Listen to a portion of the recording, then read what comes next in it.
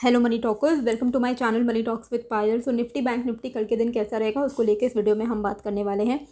अगर हम आज की डेट की ट्रेडिंग की बात करें तो जैसे कि मैंने वीडियो में आपको बताया था कल बैंक निफ्टी के लिए कि 39,150 के आसपास अगर हमें बैंक निफ्टी मिलेगा तो हम कॉल्स खरीद सकते हैं। 150 पॉइंट्स का पहला टारगेट रहेगा 38,300 के आसपास एंड देन 38,500 तक वी विल इवेंचुअली गो। तो बैंक निफ्टी में अगर हम देखें तो मुझे वो वहाँ पे एक ट्रेड मिल चुका था बैंक निफ्टी में, जहाँ से मैंने अच्छा एक यहाँ पे 120 पॉइंट्स का ट्रेड मैंने मॉर्निंग में मुझे मिल चुका था यहाँ पे। तो ये मेरा प्रॉफिटेबल ट्रेड था। उसके बाद जो मैंने सेकंड ट्रेड लिया वहाँ पे मुझे लॉस हुआ है 30 पॉइंट्स का। क्यों लॉस हुआ? क्योंकि यहाँ पे जब मैंने कॉल की एंट्री ली थी 17,700 सी में, that was very much near वी वैप। ओके, तो मेरा जो एक्सपेक्टेशन था वो ये था कि एक शॉर्ट कवरिंग मूव आ सकती है, या इस लेवल पे मैंने ख़रीदा था।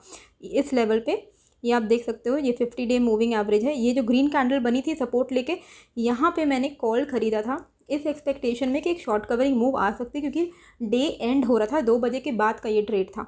यहाँ पे क्या हुआ, ये शॉर्ट कवरिंग तो नहीं हुई, ये उल्टे अनवाइंडिंग हो गई ऊपर के लेवल से और फिर एक शार्प फॉल हमें ट्रिगर होता हुआ दिख गया। वी वैप का भी ब्रेकडाउन हो गया, 50 डे मूविंग एवरेज का भी ब्रेकडाउन हो गया। तो अल्टीमेटली यहाँ पे मेरा 30 पॉइंट्स का स्टॉप लॉस हिट हुआ। तो ओवरऑल पूरा जो डे था उसमें मैंने हार्डली 70 पॉइंट्स का प्रॉफिटेबल ट्रेड किया है, but still it is fine. Okay, तो ये चीज़, एक चीज़ मैं आपको, ये चीज़ अगर आप मान लोगे ना तो आपके लिए बहुत, आपके करियर में ये बहुत, ट्रेडिंग करियर में it will be very beneficial. See, we don't need profit every day.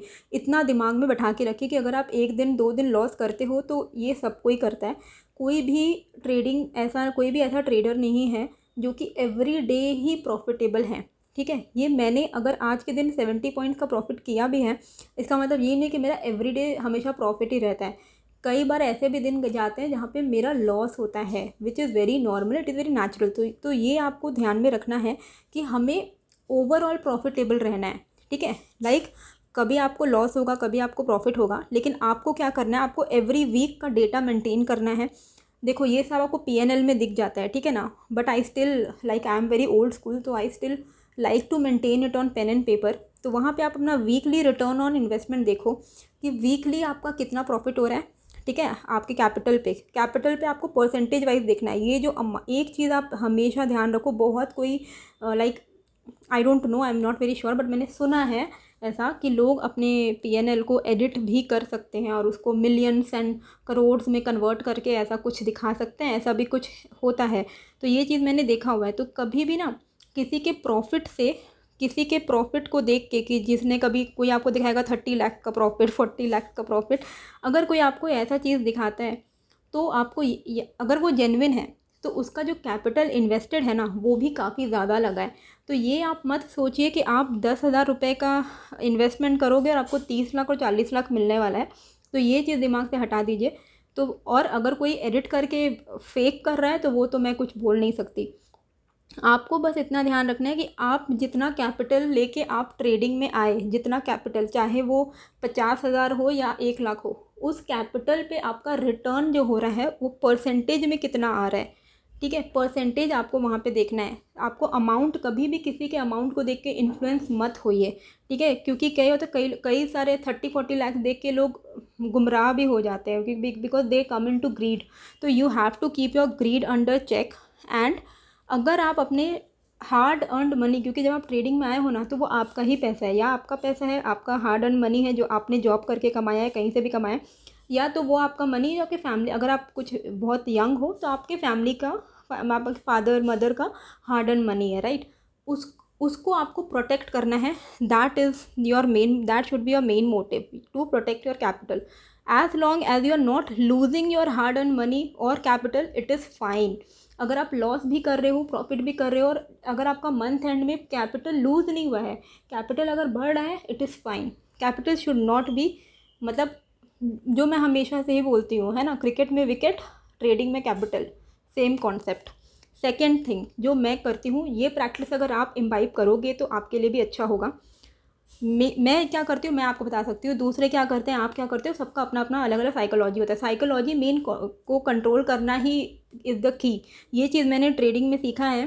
क्या होता है कि 30% इज़ योर स्ट्रैटेजीज, ठीक है, कहाँ पे कॉल लेना है, कहाँ पे शॉर्ट करना है, ये सब 30% इसका काम आता है। 70% is your psychology and your discipline, how can you control your emotions. अभी मेरा जो है मेरा ये एकदम क्लियर कट डिसिप्लिन है। फर्स्ट ट्रेड अगर मेरा प्रॉफिटेबल हो जाता है तो अगर मुझे सेकेंड ट्रेड में अपॉर्चुनिटी दिख रही है, I will go for the second trade. मैं फर्स्ट ट्रेड प्रॉफिटेबल हुआ, मैं सेकेंड ट्रेड भी लूँगी और उस सेकेंड ट्रेड में I will not risk more than 50% of my profit. तो फॉर एन एग्जाम्पल मैं आपको एक हाइपोथेटिकल एग्जाम्पल बताती हूँ कि सपोज़ आपने फर्स्ट ट्रेड लिया, उसमें आपको 20,000 का प्रॉफिट हुआ, ठीक है। सेकेंड ट्रेड जो मैं लूँगी, क्योंकि मुझे एक ट्रेड में ऑलरेडी 20,000 का प्रॉफिट हो चुका है, तो क्योंकि मुझे ये प्रॉफिट को गंवाना नहीं है, लोग ओवर ट्रेडिंग में क्या करते हैं, प्रॉफिट भी जाता है और प्रॉफिट को रिकवर करने के लिए कैपिटल भी जाता है। क्योंकि मुझे अपना प्रॉफिट, ये हार्ड अर्न प्रॉफिट है, इसको मुझे नहीं गंवाना है, तो मैं जो सेकेंड ट्रेड लूँगी, अगर मुझे अपॉर्चुनिटी दिखती है तो मैं 10,000 से ज़्यादा लॉस नहीं करूँगी। 10,000 से ज़्यादा मैं अपना रिस्क नहीं करूँगी। 50% ऑफ माई प्रॉफिट का ही मैं रिस्क लूँगी सेकेंड ट्रेड में, और वो भी सेकेंड ट्रेड तब जब मुझे लिटरली दिख रहा है कि हाँ यहाँ पे मुझे प्रॉफिट हो सकता है, अदरवाइज आई विल अवॉइड, क्योंकि because I have already earn for the day. अगर मेरा फर्स्ट ट्रेड लॉस हो जाता है, मैं ट्रेडिंग नहीं करती हूँ। ये चीज़ मैंने आपको कई बार बताया कि जब अगर मेरा पहला ही ट्रेड मेरे को लूजिंग ट्रेड मिल गया तो थोड़ा सुपरस्टिशियस मान सकते हो, बट आई कंसिडर कि it is not my day, मेरा आज के दिन लक नहीं है। तो चाहे मुझे उसके बाद कितना भी अच्छा अपॉर्चुनिटी मिले, I don't even see the screen. तो कई बार जो टेलीग्राम में आपको अपडेट्स नहीं मिलते हैं, that is because maybe I am not even active, है ना। तो ऐसा नहीं कि I am not active at all, लेकिन हाँ, मैं 9 से 3 बजे तक टर्मिनल के सामने बैठ के ट्रेड करने वाला concept, it is not my thing, ठीक है। क्योंकि मैं और भी काम करती हूँ, तो मेरे लिए मतलब इट इज़ लाइक एक ट्रेड प्रॉफिटेबल तो सेकंड ट्रेड अपॉर्चुनिटी देखेंगे, अगर एक ट्रेड लॉस हुआ तो सेकंड ट्रेड करेंगे ही नहीं। अगर आप ये चीज़ फॉलो कर लोगे ना, आप देख लेना अपना मंथली PNL और आप देख लेना कि आपका कैपिटल तो बचेगा ही, प्लस आप end of the month you will be profitable. तो it should be your strategy. तो ये डिसिप्लिन वाली जो बात है, ये जो मैंने आपको कर दी, इसके लिए अलग वीडियो भी बना सकते हैं, पर डेली तो मैं वीडियो बना ही रही हूँ, तो उसमें ये सब चीज़ मैं आपको बीच में थोड़ा बहुत ज्ञान दे देती हूँ, तो ये आपके काम आएगा, आई होप सो। अब निफ्टी में क्या करना है, देखो निफ्टी में ना आज की क्लोजिंग हुई है 17,500 के आसपास। हम शॉर्ट कब करेंगे, अगर 17,490 के नीचे निफ्टी सस्टेन कर रहा है तो हम 17,420 तक के लिए शॉर्ट साइड का ट्रेड ले सकते हैं। 17,490 के नीचे 17,420 तक। 17,420 का अगर हमें ब्रेकडाउन देखने को मिलता है तो 17,350 तक के लेवल्स हमें देखने को मिल सकते हैं। 17,350 के आसपास अगर कल गैप डाउन होता है, इन केस अगर कल गैप डाउन होता है 17,350 के आसपास, यहाँ पे ना हम कॉल्स खरीदेंगे, यहाँ पे हम we will look for the buying opportunity, क्योंकि 350 क्या है ना, एक बहुत ही इंपॉर्टेंट सपोर्ट है। 17,400 टू 17,350 ये पूरा जो रेंज है ना, ये बहुत एक इंपॉर्टेंट सपोर्ट है। इस बीच में हम एक रिस्क ले सकते हैं कॉल्स खरीदने का, और हम क्विकली बुकआउट भी करेंगे। अगर गैप डाउन हो रहा है, गैप डाउन होकर इस लेवल पे कहीं पे खुल रहा है, तो हम क्विकली बुकआउट करेंगे। जैसे ही गैप फिल होगा वी विल बुकआउट, मतलब पूरा गैप फिल होने का वेट नहीं करेंगे, we will just book out very fast. अगर गैप डाउन होता है और पहला 15 मिनट कैंडल बनता है और आपको दिख रहा है कि पहले 15 मिनट कैंडल का ब्रेक डाउन हो चुका है नेक्स्ट कैंडल में, ठीक है, लोअर लो बन गया है, तो फिर आप फिर से शॉर्ट को ही कंटिन्यूड रखना, फिर आप लॉन्ग का प्लानिंग मत करना। तो you have to wait for first 15 minute candle to form, ठीक है, चाहे वो गैप अप हो या गैप डाउन हो। कोई भी केस का अगर गैप हो रहा है ऊपर या नीचे, 15 मिनट्स कैंडल का ब्रेकआउट या ब्रेकडाउन की तरफ का आप ट्रेड लीजिएगा। अगर 350 का भी ब्रेकडाउन हो जाता है तो फिर हम वी विल गो टूवर्ड 17,250 आराम से, ठीक है। तो आपको अकॉर्डिंगली नीचे के साइड का ट्रेड लेना है। तो बेसिकली 17,490 के नीचे से ही आप शॉर्ट साइड में बैठना शुरू कर सकते हो। बुक आपको अपने हिसाब से करना है, ग्रीड को you have to keep on check. ऊपर के लेवल पे लॉन्ग हम तभी जाएंगे जब ये यहाँ पे आप देख रहे हो, ये एक पॉइंट, ये एक पॉइंट, ये एक पॉइंट, ये आपको क्या दिख रहा है, यहाँ से यहाँ पे एक बार सपोर्ट मिला, यहाँ से 2 बार हमें रेजिस्टेंस फेस करने को मिला। तो ये जो हमारा एरिया है, ये हमारा रेजिस्टेंस है अभी के लिए, कल के लिए। तो यहाँ ये देखो, आपको क्लियरली यहाँ पे दिखेगा ये लेवल, है ना, ये देखो, ये लेवल के ऊपर का अगर हमें ब्रेकआउट मिलता है विच इज़ 17,630, इसके ऊपर हम लॉन्ग साइड ट्रेड ले सकते हैं। पहला टारगेट हमारा 17,720 20 का होगा और ये एक बहुत ही इम्पॉर्टेंट रेजिस्टेंस का काम करेगा।